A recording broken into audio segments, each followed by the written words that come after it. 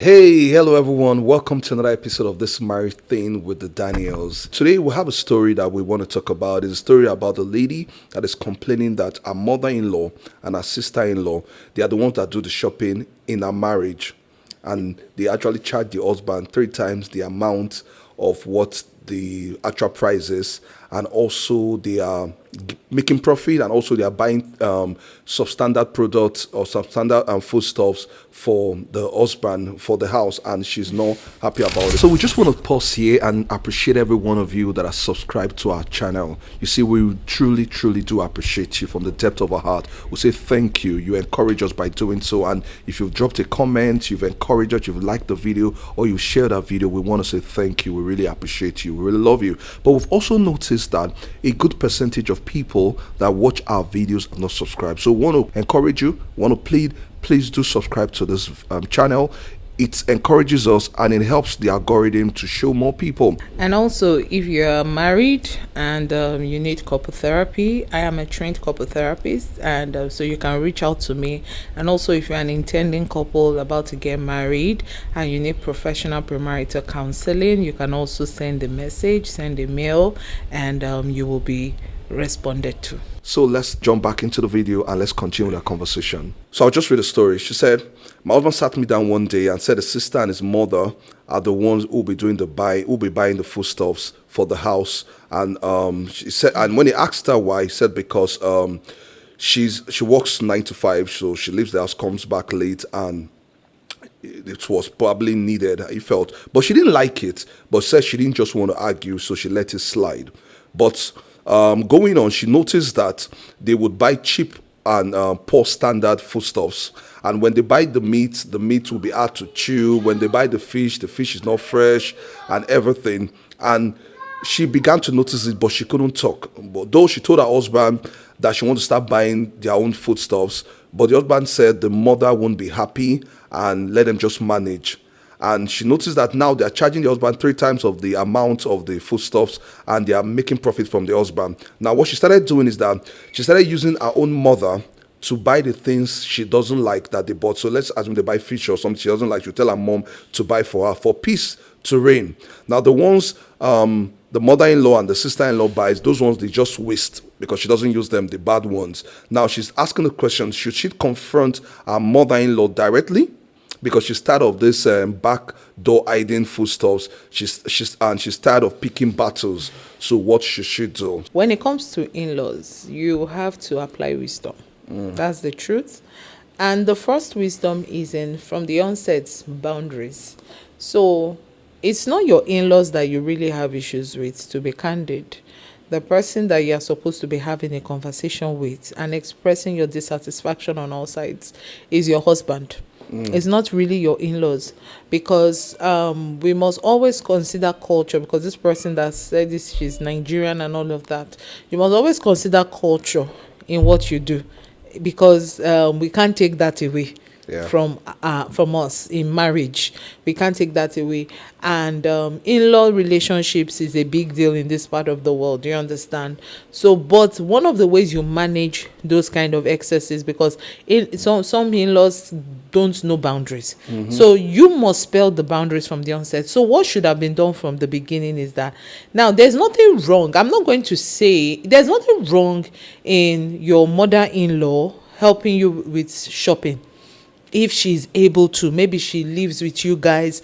Like for instance, my mother lives with me. She has lived with me since 6 months into my marriage, because she had stroke and all of that. Then she just had to stay with me, and she had been living with me since then. And this is over 8 years. All right, we've had our own fair share of spelling out lines, but I would say that to an extent, her being with me has also been a blessing. So there's nothing wrong in your mother-in-law helping out in buying of the foodstuffs. Where there's a problem is in the fact that it is now a case of you don't have a say almost like, okay, I cannot say this is how it should be. I cannot say this is the kind of food that should be bought. I cannot say no, that's where there's a problem. And it is your husband that you need to have that conversation with. Both of you need to understand that when it comes to marriage, the marriage is between both of you. It's not between his mother, his sister, your parents. No, they are in-laws. They are outsiders. So you must understand, even though they are part of you guys, but they are outsiders. They don't have a say, let me put it like that, in your marriage. So you have to draw the line. You have to draw the line. For the simple fact that you are not comfortable with it, what I would have suggested is that instead of it being a case of your sister-in-law and mother-in-law doing the groceries, then you should have maybe gotten, there are people that do all these market runs for you, people who go to work throughout the week, even into the weekend. There's something called bulk buying. There are ways you can manage the situation that you won't have had to bring in your in-laws, because bringing them in, you started something. So now it was your husband that actually suggested it. So the thing is that the moment your husband suggested it, you should have, because for this to be a problem, it means that even from the beginning, it's not something that you really gelled with. Yeah, she said you should have express your dissatisfaction. But then I also understand that there are some, what's it called now, some things we are not aware of, because we don't even know the dynamics of the relationship you and your husband have. Maybe you are not comfortable expressing your dissatisfaction about things to him. Maybe you're not that vulnerable to him. Maybe he's the kind of person that insists on what he wants and that is it. Maybe that is where you are caught in. But if that is not the situation, I think you should really have a sit down that, look, for peace to reign, I will not advise you, don't go and pick fights with your in-law. It's a battle you will not win. I will tell you that you won't win it. You don't want to be caught in that middle. You don't want to find yourself there. So have a sit down with your husband and let him know that you will be more comfortable. This is your home. This is your, it's like this, your territory. This is your kingdom, right? You should have a say. So you need to let your husband know that, look, I'm not comfortable with this. I would rather engage services of people that can do market runs and let them do the shopping for me. Very true. So I would speak directly to the men, and I want to say that men, I understand that we are the head of the home, and we want to take charge, want to do things, but understand that though we are the head of the marriage, the wife is the head of the home. Now, what do I mean? You're the head of the marriage.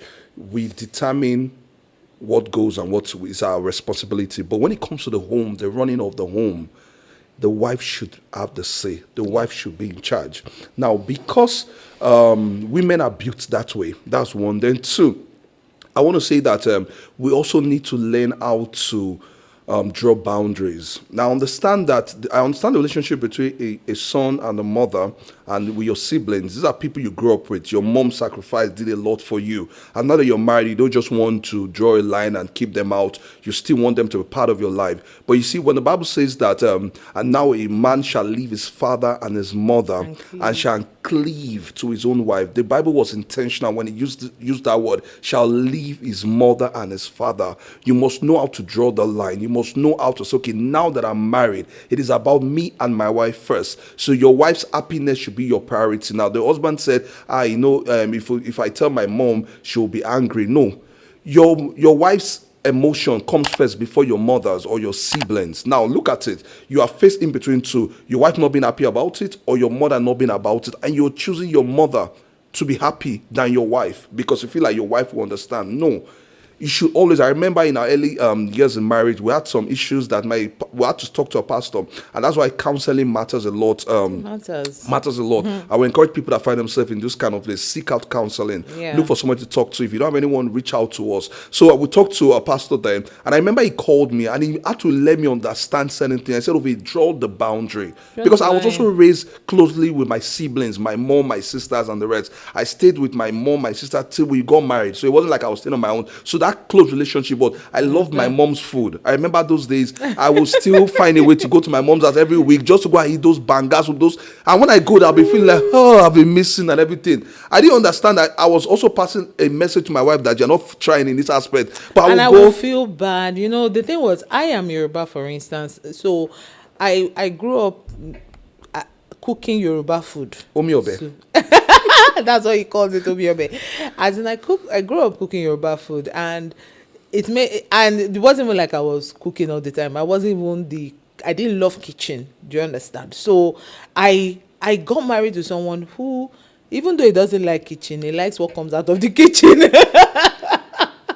So it was quite a challenge. So he will go home. He likes to go home. His mom will make banga soup. He will bring it. And some days I will sleep, then never come back to the next I'm day. saying, I'll just call her. I'll I'm be not like, coming no more.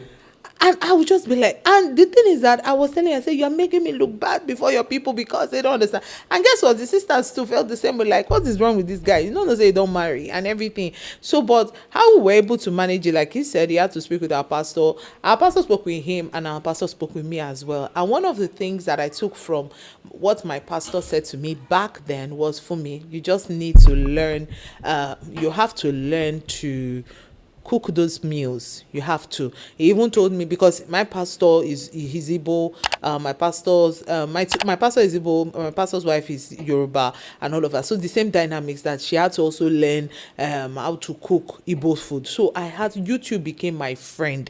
I had to sit down to learn all the different kinds of soup you can think about. I had to. And today, the rest is history. In fact, I cook these soups. I can cook it in my sleep. Like, I can close my eyes and cook it. So, but we had to just draw that line.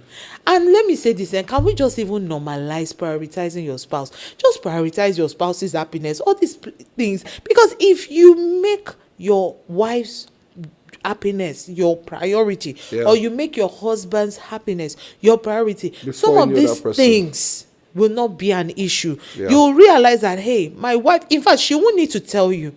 Just her face that is squeezed will tell you, because she will find a way to communicate it to you that, look, I'm not comfortable with what is playing out right now. She might not say it with her mouth, but she will say it with her body language. It's the non-verbal cues. You get it. In marriage, there's verbal, non-verbal communication, right? So you get the body language that she's not comfortable with it, and you just tell yourself, you know what, babe, I got this.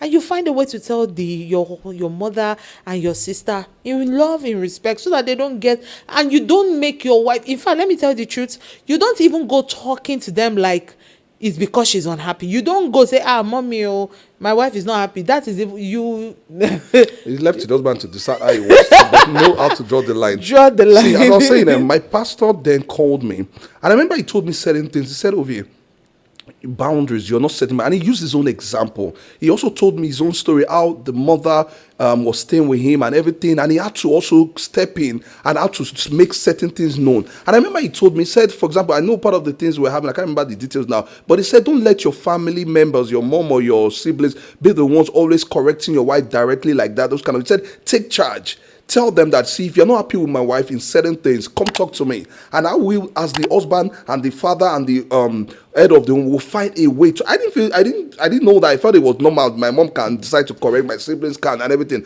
And trust my siblings, if you give them an opportunity, they will do it well. And the rest. Well, my pastor told me then, and I saw wisdom in it, and I knew. And I had to find a way. I remember I had to tell my mom, my siblings that, see, I know my wife may not do one or two things you don't like and everything. Talk to me about it. And I will find a way to communicate with my wife. I will know there are times, it's not a time to tell her this. There are times to find a way to bring it and the rest. And see, the moment I began to apply that wisdom, it brought peace into our home. So at the end of the day, I prioritized my wife's happiness, and also we maintained the relationship with my siblings. If not, today I won't be having a happy marriage. My siblings will be feeling like my wife took me away from them. My wife will be feeling like I'm supporting my parents and my siblings and the rest. But thank God for godly counsel. That is why, if you find yourself in this kind of situation, don't bottle it. Don't say, okay, I will see what I will do. No, speak out. Look for somebody to talk to. Reach out to us. We've been through. In fact, if we did not, I remember, if I just want, we don't want to go into details. If we did not handle those issues well, today our marriage will not be. Look at it. As you said, our mother stays with us for up to going to 9 years now, and we don't have an issue with it. Doesn't mean they don't have mother-daughter issues once in a while. They do, but because our mother knows how to Stay within the boundary. We know how to. Now it's a benefit. She's a blessing to us. Our children are happy seeing their grandma growing with us, living with us, and we too, we are happy. There are moments she will stand in for us and the rest. So your siblings, your in-laws should not be a curse. Rather, they should be a blessing if you know how to manage it well. So in all, what we are saying is that look, in-law relationship does not have to be a case of war. I know a lot of times, and I just want to chip this in as we wrap up this video, because this is something that I've heard some people who are not married, they are scared of getting married. This is one of the reasons. They are scared that, they are not even sure the kind of family they'll get married into. They don't want in-law drama, all of that. I would rather say this, that see, first of all, it starts with your choice of a spouse, who you decide to get married to. Make sure you're settling down with someone that understands what marriage is all about and prioritizes you. That person will know how to manage the dynamics of his family as you also manage the dynamics of your family. Then let me help you with this. Please reduce your expectations. Your in-laws are human beings with their different character traits and all that. You can't change that. What you can change, what is within your locus of control, is your marriage. It's not how they talk, how they respond, and how they react. That one you cannot control. What you can control is their influence, their active influence on your marriage and on you. Do you understand? Focus on your marriage, focus on your union with your spouse, and as my husband has said, keep drawing the boundaries, the lines. Don't say you will not relate with them. I don't subscribe to that. I believe that in-laws can be a blessing. My in-laws have been a blessing to me in ways that I can't even share in this video. That's the honest truth. They have been there. There have been moments and times in our marriage that my in-laws were a shoulder to lean on. So shout out to they are not perfect people. I can tell you that, and they know. They know they are not perfect, just as I am not. And we've had our fair share of some, gbasgbos, But as we had the gbasgbos, we came together, and I have cordial relationship with them, because I also had to mature out of the childishness. Oh, my in-laws, they are not out to get me. They are just human beings living their lives and responding to life in a particular tone. So you need to understand that. Reduce your expectation. If you are not happy with something they are doing, let your husband. If it's something so serious, let your husband communicate to them and all of that. But you owe them something. Love them. Don't hate them. Love them. Yeah. Okay, so we're going to stop now. But as you said, there are usually peculiarities to situations. So reach out to us. If you find yourself in this kind of place, it doesn't have to tear your marriage. There's always a wisdom to know how to go about it. And we will be willing and love to guide and help you. Yeah. Thank you very much. If you've not subscribed to this video, please do. If you've not liked the video, click the like button. Share this video. Drop your comment. Your feedback means a lot to us, and your subscription too. Thank you very much. God bless you. God bless you. Bye. Bye.